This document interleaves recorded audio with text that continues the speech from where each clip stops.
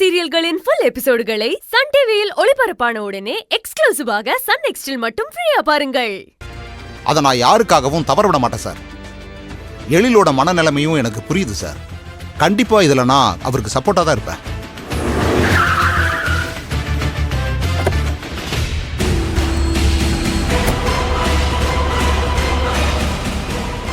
Okay sir, thank you.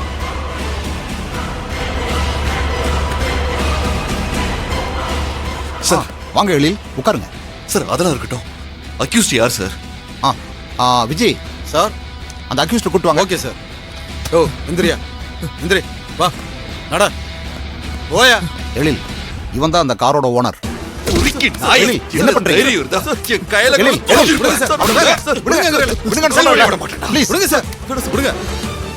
கையில எனக்கு வாழ்க்கை கொடுத்த தேவதை சார். அவளை என் கண்ணு முன்னாடியே இவன் காரை விட்டு அடிச்சாங்க சார். சும்மா விடக்கூடாது. சார் எனக்கு தெரியாது சார். கொடகார பாவி, இங்க எவன்டா செஞ்ச குற்றத்தை ஒத்துக்கிறீங்க? சொல்றா, யார் உன்னை இப்படி செய்ய சொன்னா? ஏடா, காரை ஏத்தி கொல்ற அளவுக்கு யாரா என் கையிலுக்கு எதிரி?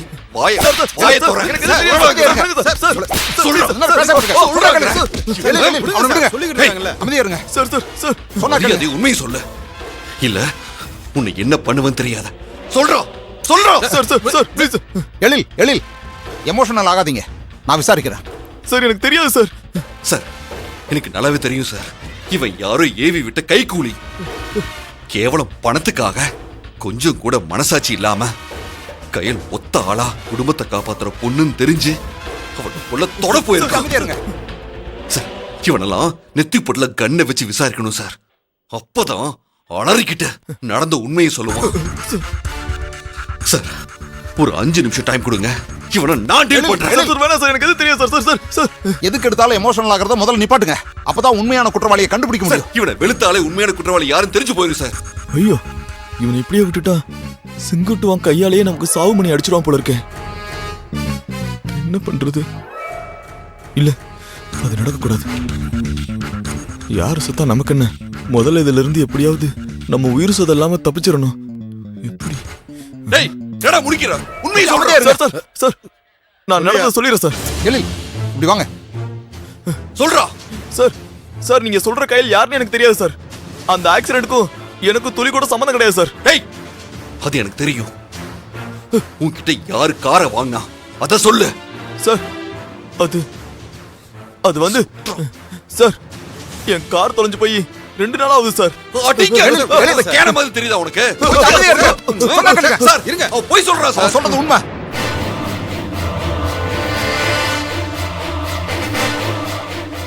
நானும் உங்களை மாதிரி தான் ஆரம்பத்தில் சந்தேகப்பட்டு இவனை அடிச்சேன். ஆனா இவன் கொடுத்த தகவலின் பேர்ல விசாரிக்கும் போதுதான் 2 நாளைக்கு முன்னாடி இவரோட காரை ஒரு கும்பல் திருடி இருக்காங்கிற உண்மை எனக்கு தெரிஞ்சது.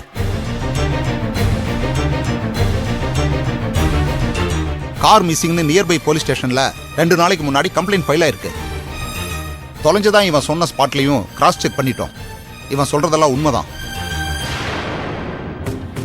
இல்ல சார், அதுக்கு வாய்ப்பே இல்ல சார். இது திட்டமிட்டு நடந்த கொலைக்காரன் தான் மாட்டிக்க கூடாதுன்னு 2 நாளுக்கு முன்னாடியே இவனை ஸ்டேஷனுக்கு விட்டு கம்ப்ளைண்ட் கொடுக்க வச்சிருக்கான். இவன் விசாரிக்கிற விதத்துல விசாரிச்சா கொலைகாரன் தானா பிடிபடுவான். விடுங்க, அதை நான் பாத்துக்கிறேன். நடந்த சம்பவத்துக்கும் இவனுக்கும் எந்த சம்பந்தம் இல்ல. அந்த கார் எங்க இருக்குன்னு கண்டுபிடிச்சாதான் உண்மையான குற்றவாளியை கண்டுபிடிக்க முடியும். என்னோட கெஸிங் படி கார் திருடனுக்கும் அந்த பொண்ணுக்கும் ஏதோ தீர்க்க முடியாத முன்வகை இருக்கும்னு முதல்ல எனக்கு டவுட் ஆச்சு. இப்ப நீங்க பேசுனதை வச்சு என் இன்வெஸ்டிகேஷன் கரெக்டான ரூட்ல தான் போயிட்டு இருக்குன்னு தெளிவா தெரியுது. எல்லா ஆங்கிள்லையும் நாங்க என்கொயரி பண்ணிக்கிட்டு தான் இருக்கோம். எங்களுக்கு பெண்கள் பாதுகாப்பு தான் ரொம்ப முக்கியம். அதனால இந்த கொலை முயற்சிக்கு காரணமானவனை கண்டுபிடிக்க 2 டீமா செப்பரேட் ஆகி ஒர்க் பண்ணிக்கிட்டு இருக்கோம். அந்த பொண்ணை கொல்ல துணியிற அளவுக்கு யாரெல்லாம் அவங்க மேல தீராத பகையோட இருக்காங்கன்னு நீங்க பொறுமையா யோசிச்சு அந்த பர்சனோட டீட்டெயிலை எங்களுக்கு அனுப்புங்க. அவங்களையும் நாங்க என்கொயரிக்குள்ள கொண்டு வரோம். அதே சமயத்துல காரை திருடனவனையும் கண்டுபிடிக்கிறோம். எங்களை நம்புங்க எழில், அடுத்த 24 ஹவர்ஸ்க்குள்ள நாங்க அக்யூஸ்டை அரெஸ்ட் பண்ணிடுவோம். ஓகே சார், நான் உங்களுக்கு கோஆபரேட் பண்றேன் சார். சூப்பர் எழில், சிச்சுவேஷனை நல்லா புரிஞ்சுக்கிட்டு கோஆபரேட் பண்ணதுக்கு ரொம்ப தேங்க்ஸ். கையல் மேல காரை ஏத்துன உண்மையான குற்றவாளி கிடைக்கிற வரைக்கும் இவனும் எங்க கஸ்டடியில தான் இருப்பான். டோன்ட் வரி, நீங்க கிளம்புங்க. ஃபர்தர் இன்ஃபர்மேஷன் எது கிடைச்சாலும் உங்களுக்கு நான் அப்டேட் பண்றேன். காதலி மேல கார் ஏத்தினவனே ஒன்னும் பண்ண முடியலன்னு விரக்தியில சுத்திக்கிட்டு இருக்கேன். நீ நிம்மதியா இருக்கணுங்கிறதுக்காகத்தான் நடந்த அத்தனை டீட்டெயில சொல்லிக்கிட்டு இருக்கேன். சபாஷ் என்ன, ஆதாரமே இல்லாம தேவியோட அஸ்திவாரத்தை அடிச்சு தூக்கிட்டீங்க. எங்க தூக்குனேன்?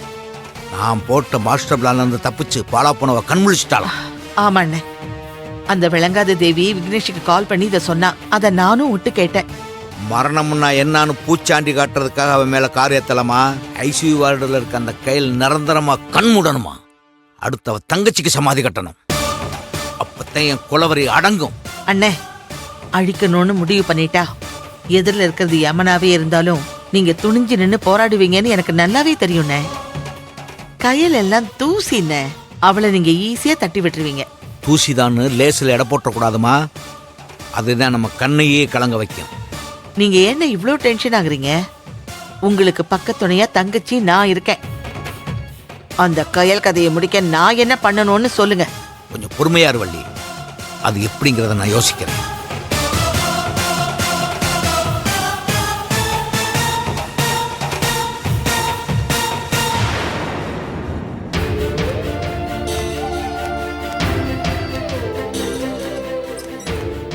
அம்மா, நேத்துல இருந்து கையில பார்க்காம நாங்க எல்லாரும் தவிச்சு போயிருக்கோம். அவளை எப்படியாவது நாங்க பார்க்கணும். கொஞ்சம் உதவி பண்ணுமா? உங்களை உள்ள விடுறதுல எனக்கு எந்த பிரச்சனையும் இல்லம்மா. ஆனா டாக்டர் ரவுண்ட்ஸ் வர நேரம் நீங்க இத்தனை பேர் உள்ள இருந்தா பேஷண்டோட ஹெல்த் பாதிக்கப்படும்னு டாக்டர் என்னதான் திட்டுவாரு. புரியுது. இந்த இக்கட்டான சூழ்நிலையில அவளை பார்க்க முடியாத பாவி ஆயிட்டனே. என் பொண்ணுக்கு என்னமோ ஏதோன்னு என் மனசு கிடந்து அடிச்சுக்குதுமா. அவ முகத்தை பார்த்தாலாவது எங்களுக்கு கொஞ்சம் ஆறுதலா இருக்கும். தயவு செஞ்சு எங்களை உள்ள விடுமா.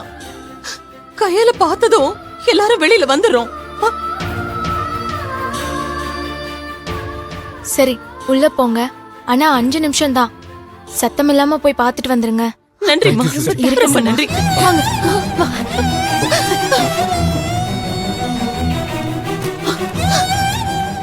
கையல், ஐயோ, கையல், கையல், அடி, கையல், கையல், ஐயோ, கையல்,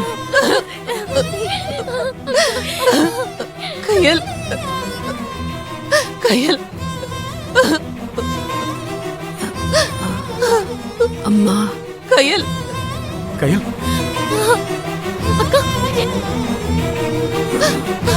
கையல், ஐயோ, கையல், வேண்டாம்மா, வேண்டாம். நீ படுத்துக்கோ, எந்திரிக்க கூடாது. ஸ்டெயின் பண்ணாதீங்க. ஐயோ.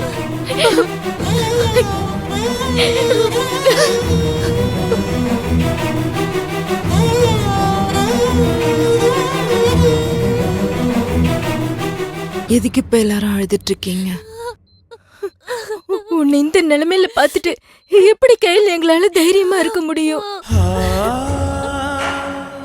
தெரியாம கூட மத்தவங்களை காயப்படுத்த கூடாதுன்னு நினைக்கிற பொண்ணு நீ.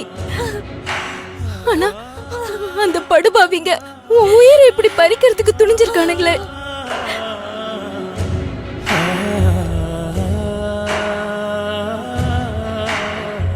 யாரும் உனக்கு இப்படி ஒரு காரியத்தை பண்ண துணிஞ்சிருப்பாங்க? இங்க நல்லா இருக்கியான்னு கேக்குறவங்கள விட நீ எல்லாம் இன்னும் இருக்கியான்னு சபிக்கிறவங்க தான் அதிகம். நம்ம எதிரிங்களை அவ்வளவு சீக்கிரம் கண்டுபிடிக்க முடிய மாட்டேங்குது. அண்ணா, அக்கா இப்ப எதை பத்தி யோசிக்காம ரிலாக்ஸ்டா இருக்கணும்ண்ணா. புரியுதுடா. கையல், நீ கவலைப்படாத. அந்த படுபாவை யாரா இருந்தாலும் சரி சட்டத்துக்கு முன்னாடி நிறுத்தி தண்டனை வாங்கி கொடுக்காம ஓய மாட்டேன். மூர்த்தி, இது வரைக்கும் நீ கோர்ட்டு கேஸ்ன்னு அலைஞ்சதெல்லாம் போதும். அனுவையும் அண்ணியையும் நல்லபடியா பாத்துக்கணும். அவங்களுக்காக என்ன பண்ண முடியும்னு யோசி. அப்பதான் நான் சந்தோஷமா இருப்பேன். அக்கா, உங்களுக்கு மட்டும் ஏன் ஒண்ணு மாத்தி ஒண்ணு தொடர்ந்து சோதனையாவே வந்துட்டு இருக்கு? அது எல்லாமே என்னை திடப்படுத்துறதுக்காக தான் வந்தது. எல்லாத்தையும் கடந்து போறது தானே வாழ்க்கை. பக்கத்துணையா நீங்க எல்லாரும் இருக்கும்போது நான் எதுக்கு கவலைப்படணும்? மா, பார்த்துக்கிட்டே இரு. இனி ஒரே வாரத்துல நான் எந்திரிச்சிருவேன்.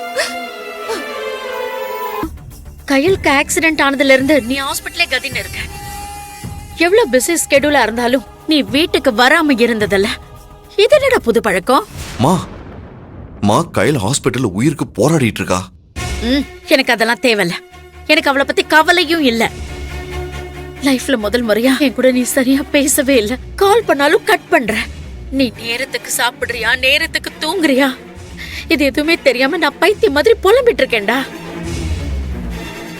இந்த காலத்து பிள்ளைங்க ஏன் தான் பெத்தவங்க தவிப்ப புரிஞ்சுக்க மாட்டேங்கிறீங்கன்னு தெரியல. என்ன பேச்சையே காணோம்? புலம்பியே சாவடிக்கிறேன்னு போன மியூட்ல போட்டியா? என்னம்மா நீங்க சொல்லுங்க. எப்ப வீட்டுக்கு வர போற? மா என்னம்மா யோசிச்சுதான் இந்த கேள்வி கேக்குறீங்களா? கையில இந்த நிலைமையில இருக்கும்போது நான் எப்படிமா அங்க வர முடியும்? டேய், அவளுக்குன்னு ஒரு குடும்பம் இருக்குடா. அம்மா, அண்ணன், தம்பி, தங்கச்சிங்கன்னு அவளை பாத்துக்கிறதுக்கு டசன் கணக்குல ஆளுங்க இருக்காங்க. ஆனா எனக்கு நீ மட்டும் தான் இருக்க. தெரியாம தான் கேக்குறேன். இப்ப எதுக்கு இந்த கம்பாரிசன்? இப்ப இது ரொம்ப அவசியமா? மா என்ன பார்க்க வந்ததுனாலதான் கையிலுக்கு ஆக்சிடென்டே ஆச்சு. மா நான் முடிவா சொல்றேன், கேட்டுக்கோங்க. கையல் நல்லபடியா குணமாகி அவ வீட்டுக்கு போகாம நான் வர மாட்டேன். டேய், யார் நல்லவங்கன்னு புரிஞ்சுக்காம ஏன்டா எனக்கு இப்படி மென்டல் டார்ச்சர் கொடுக்கற? ஏன்டா இப்படி ஏமாந்து போனவனாவே இருக்க? கையல்னு அவ பின்னாடி சுத்துறதுனாலதான் அந்த குடும்பம் தொடர்ந்து உன் மூலமா அவங்களுக்கு வேண்டியதை சாதிச்சுட்டு இருக்காங்க. மா எனக்கு செம்மையா டென்ஷன் ஆகுது. அப்படிலாம் பேசாதீங்க. உண்மைய சொன்னா கோவம் வரத்தாண்டா செய்யும். சரி, கையிலோட ஆபரேஷன் செலவெல்லாம் யார் பாத்துக்கிறது? நீ தானே? இந்த மாதிரி தேவையில்லாம பேசி என்ன இரிட்டேட் பண்ணாதீங்க. நான் இப்போதைக்கு அங்க வரமாட்டேன். காலை கட் பண்றேன். டேய், என்னடா ஏதோ மூணாவது மனுஷகிட்ட பேசுற மாதிரி சண்டை போடுற? நான் உன் அம்மாடா. என்ன பாக்கணும்னு கூடவா உனக்கு தோணல? மா கையில தாண்டி வர எதையுமே என்னால யோசிக்க முடியல. அவளுக்கு ஆக்சிடென்ட் ஆன இன்சிடென்ட் மட்டும்தான் மைண்டுக்குள்ள ஓடிக்கிட்டே இருக்கு. ஓ, அப்போ அம்மா வேண்டாம். நான் இன்னைக்கே செத்தாலும் உனக்கு கவலை இல்ல, அப்படித்தானே? என்ன பார்க்க வந்ததுனாலதான் கையிலுக்கு ஆக்சிடென்ட் ஆச்சுங்கிற குற்ற உணர்ச்சி என்ன சாகடிக்குதுமா. இதை புரிஞ்சுக்கிட்டு எனக்கா கொஞ்சம் அமைதியா இருங்க. தயவு செஞ்சு இந்த மொமெண்ட்ல என்ன நோகடிக்காதீங்க. இத பாரு, எனக்கு உன் மனசாட்சியோட போராட்டம்லாம் தேவையில்ல. அவளை ஹாஸ்பிட்டல் அட்மிட் பண்ணிட்டல, அதோட முடிஞ்சு போச்சு. இப்ப நீ அங்க இருந்து வீட்டுக்கு வரியா இல்லையா? மா அது நான் தான். சொல்லு, எப்ப வர? ஆமாண்டா, உன்னை 10 மாசம் சுமந்து பெத்து எழில்னு உருகி பழுத்தல்ல. அதனால இவெல்லாம் ஒருத்தியானு சேன எரிச்சலாதான் இருக்கும். பெத்தவ அனாத மாதிரி இருக்க. ஆனா உனக்கு காதலி தான் முக்கியமா போயிட்டால. சூப்பர்டா. உங்கள மாதிரி நன்றி மறந்த பிள்ளைங்களாலதான் முதியோர் இல்லெல்லாம் அதிகமாகுது. மா நீங்க என் மேல பழி சுமத்தினாலும் உங்களை என்னால வெறுக்கவும் முடியாது. அதே மாதிரி கையில விட்டு வரவும் முடியாதுமா. ஓ அப்படியா? சரி, நீ அங்கேயே இரு. ஏண்டி என் பையனை என்கிட்ட இருந்து பிரிக்கிறேன்னு இப்பவே நாங்க வந்து சண்டை போடுறேன். நீங்க மட்டும் இங்க வந்தீங்கன்னு வைங்க, இந்த ஜென்மத்துக்கு நான் வீட்டு வாசப்படி மிதிக்கவே மாட்டேன். முடிவு உங்க கையில தான் இருக்கு. நான் வைக்கிறேன். எழில்,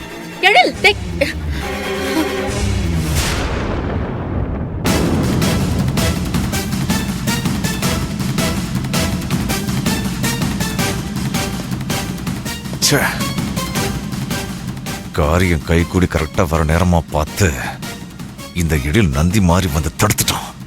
இப்போ என்ன பண்றது?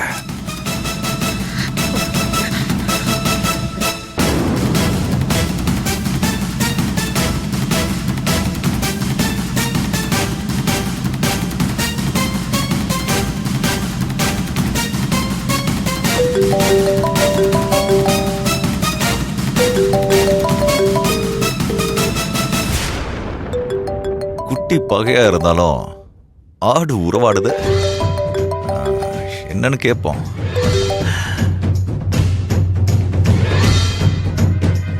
உங்களுக்கு 100 ஆயுசு மேடம். இப்பதான் கால் பண்ணலாம்னு நினைச்சேன். ஆனா அதுக்குள்ள ஆன் பண்ண அலாரம் மாதிரி கரெக்டா டைம்க்கு கூப்பிட்டீங்க. சொல்லுங்க மேடம், சொல்லுங்க, என்ன விஷயம்? கையலுக்கு ஆக்சிடென்ட் ஆகி உங்க ஹாஸ்பிட்டல் அட்மிட் ஆயிருக்காங்கிறது தெரியுமா? டியூட்டில தான் மேடம் இருக்கேன். உங்க பையன் தான் சம்பளம் இல்லாத பாடி கார்டு மாதிரி சாப்பாடு தூக்கம் இதெல்லாத்தையும் மறந்துட்டு கையல் கையல்னு.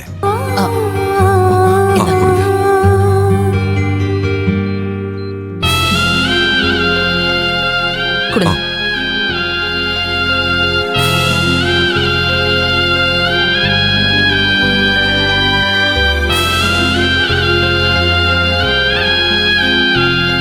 அவ்வளவுதான்.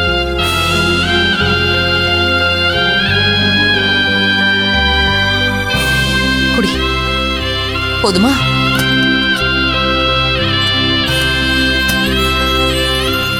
மா, நைட் டைம் பேஷண்ட் கூட 2 பேர் இருக்க கூடாது, ஒருத்தர் தான் இருக்கணும். இன்னொருத்தர் வெளியில வெயிட் பண்ணுங்க. நான் வெளியே வெயிட் பண்றேன். Okay sir.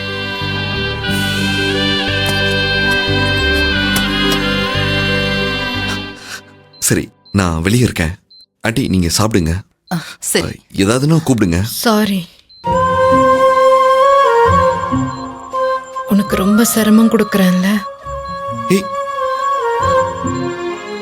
அப்படிலாம் ஒண்ணு இல்ல கையால். உன்னை நான் கவனிச்சுக்காம வேற யாரு பாத்துப்பா? இல்ல, வீட்டுல பஞ்சு மெத்தையில ஏசி காத்துல படுத்த பையன் நீ. எனக்காக இந்த கொசுக்கடியில சேர்ல உட்காந்துட்டு தூங்குற. ஏய், எங்க இருக்கோங்கிறத விட யாரு கூட யாருக்காக இருக்கோன்றதுலதான் சந்தோஷம் அடங்கியிருக்கு.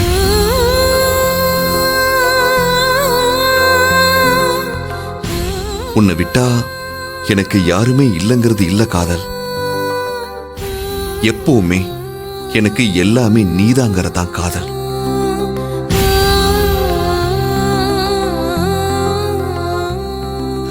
இந்த உலகத்துல உன்னை விட ஒசந்தது யாருமே இல்லை, எதுவுமே இல்லை.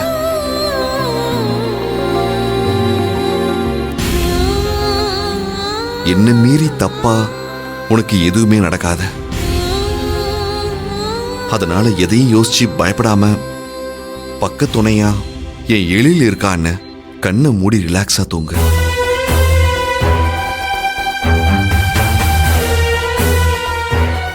ஆண்டி சாப்பிட்டுருங்க.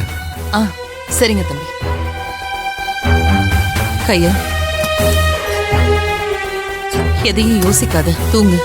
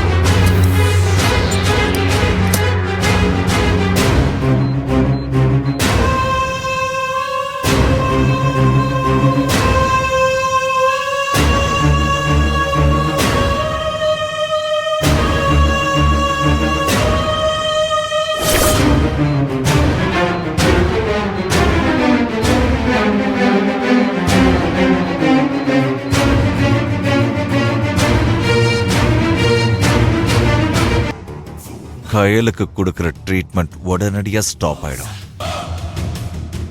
மேடம், உங்க பையன் எழில் கன்ஃபார்மா அந்த பணத்தை கட்ட ட்ரை பண்ணுவார் மேடம். அதை நடக்க விடாம தடுக்க வேண்டியது என்னோட பொறுப்பு. அப்புறம் கயலுக்கு மார்ச்சுவரியில ஒரு இடத்தை புக் பண்ணிடுங்க. அதுக்கு மட்டும் வேணா சந்தோஷமா நான் பே பண்றேன். ஓகே மேடம், நான் இப்பவே போய் ட்ரீட்மெண்ட்டை டிஸ்டர்ப் பண்றேன். கேட்கவே எனக்கு சந்தோஷமா இருக்கு. சரிங்க மேடம், தேங்க்யூ.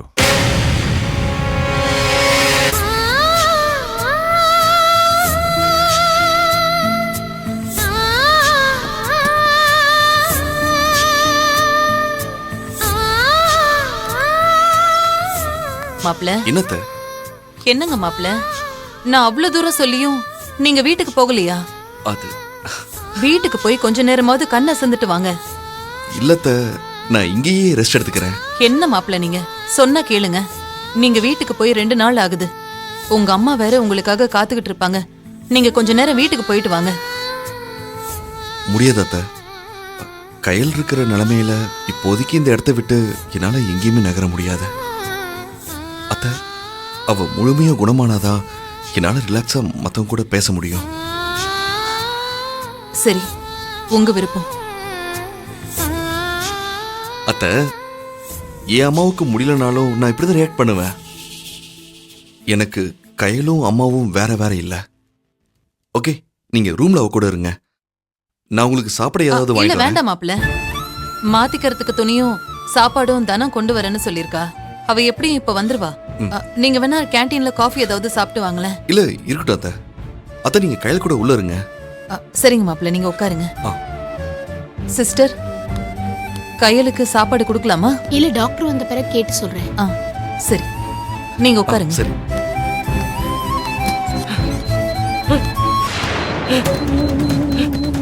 கையல், ஐயோ, கையல், கையல், டாக்டர், கையல் என்னமாச்சு? என்னமாச்சு டாக்டர்? கையல், ஐயோ, கடவுளே, என் பொண்ணை ஏன் இப்படி சோதிக்கிற? கையல், ஐயோ, டாக்டர் சீக்கிரம் வாங்க. கையல், கையல், மாப்ள, டாக்டர், கையல், டாக்டர். என்னாச்சு? ஐயோ, அம்மா, கையல், ஐயோ, அத்த, என்னாச்சு? பாருங்க மாப்ள, டாக்டர் கூட்டிட்டு வரேன். அத்த, நான் டாக்டர் கூட்டிட்டு வந்துடுறேன். கொஞ்சம் சீக்கிரமா கூப்பிடுங்க. Doctor, doctor. ஒண்ணு இல்ல, என்னம்மா என்னம்மா பண்ணுது? டாக்டர் வந்துருவாரு. உனக்கு ஒண்ணு இல்ல, உனக்கு ஒண்ணு இல்ல கையல். இந்த ரிப்போர்ட்ல இருக்கலாம் டாக்டர் செக் ஓகே டாக்டர். கையிலுக்கு கை காலெல்லாம் இழுக்குது. ப்ளீஸ் வாங்க. வாங்க. பயப்படாதீங்கம்மா. ஐயோ, என் பொண்ணுக்கு என்னாச்சு?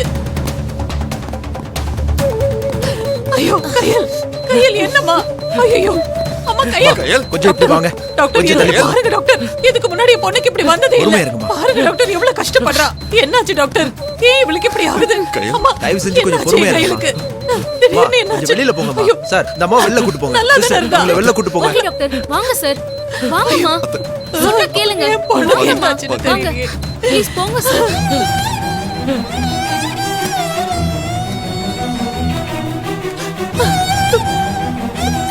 மாப்ள, அவளுக்கு ஒண்ணு ஆகாதுல்ல?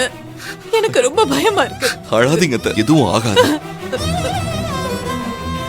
ஐயோ, என்னங்க, நாங்க அப்படி என்னங்க பாவம் பண்ண உங்களுக்கு? எதுக்குங்க நம்ம மகளை இப்படி தொடர்ந்து சித்திரவதை பண்ணிட்டு இருக்கீங்க? உங்க ஸ்தானத்துல இருந்து கையில் நம்ம குடும்பத்தை எப்படியாவது கரையேத்தணும்னு தொடர்ந்து போராடிக்கிட்டு இருக்காங்க.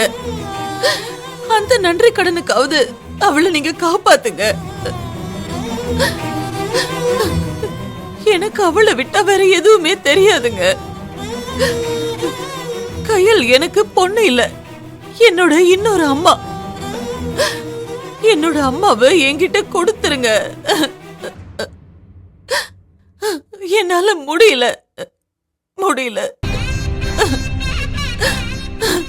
நம்ம பிள்ளைங்களை ஆதரவு இல்லாம ஆக்கிடாதீங்க. எங்க உங்களை தாங்க நான் மலை போல நம்பி இருக்கேன். கையில காப்பாத்துங்க.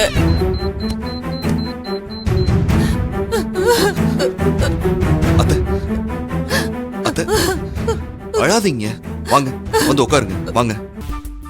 நான் சொல்றத நீ கேளு.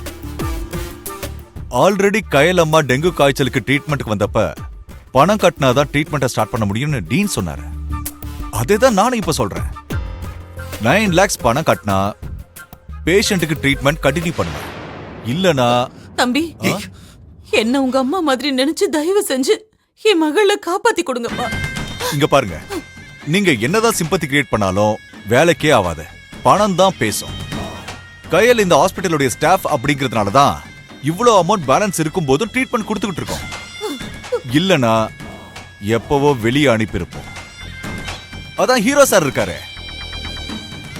அவர் நினைச்சா 9 லட்சம் என்ன 90 லட்சம் கூட கட்டுவாரு. கயல் மேல உண்மையிலேயே அன்பு இருக்குன்னா கட்ட சொல்லுங்க பாப்போம்.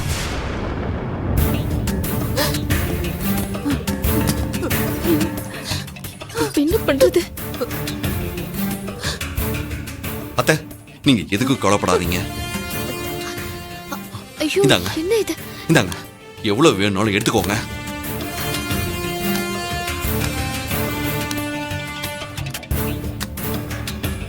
எடுத்துக்கோங்க. ஸ்வைப் பண்ணுமா.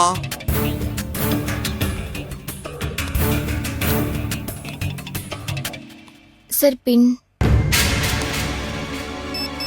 ம்.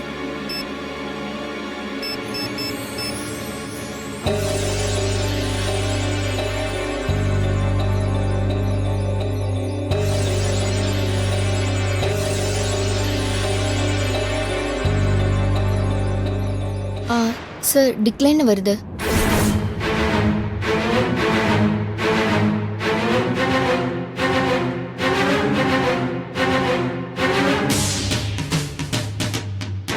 மறுபடியும் ட்ரை பண்ணுங்க. இந்தாங்க சார், பின் போடுங்க.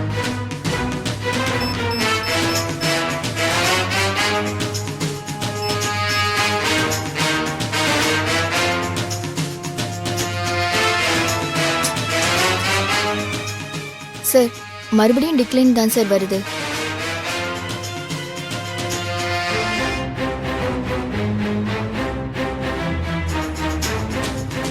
வேற கார்டை ட்ரை பண்ணுங்க. என்னடா கார்டு டிக்ளைன்னு வருதா? எல்லாம் உங்க அம்மா பண்ண வேலை தான். சார் இதுவும் டிக்ளைன் தான் சார் வருது. வேற கார்டை ட்ரை பண்ணுங்க. தம்பி, சார் உங்க பின்.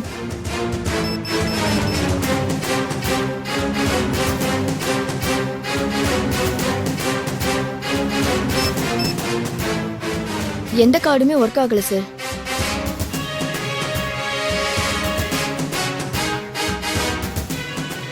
மெஷின்ல ஏதாவது ப்ராப்ளமா? இல்ல சார், கொஞ்ச நேரத்துக்கு முன்னாடி கூட கார்டு போட்டு பில் எல்லாம் கூட எடுத்து கொடுத்தேன் சார். மிஷின்ல எந்த ப்ராப்ளமும் இல்ல சார். இந்தாங்க சார்.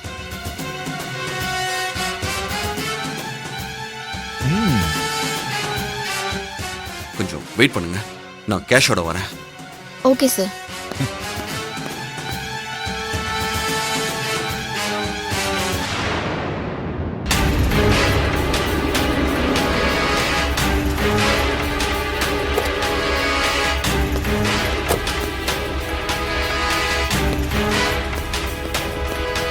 வா எழில், இப்பதான் உனக்கு வீட்டுக்கு வர நேரம் கிடைச்சதா? வீட்டுல அப்பா அம்மா எல்லாம் உனக்காக இருக்கும். எங்களை சுத்தமா மறந்துட்டியா? எழில், எழில், சொல்லிட்டே இருக்கேன்.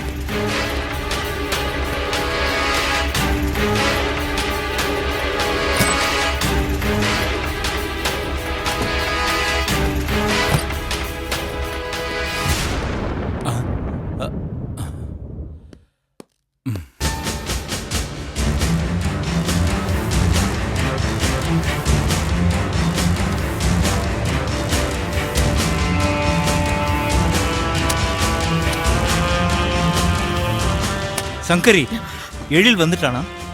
எங்க இருக்கா? எழில், எழில், எழில் எங்க இருக்க?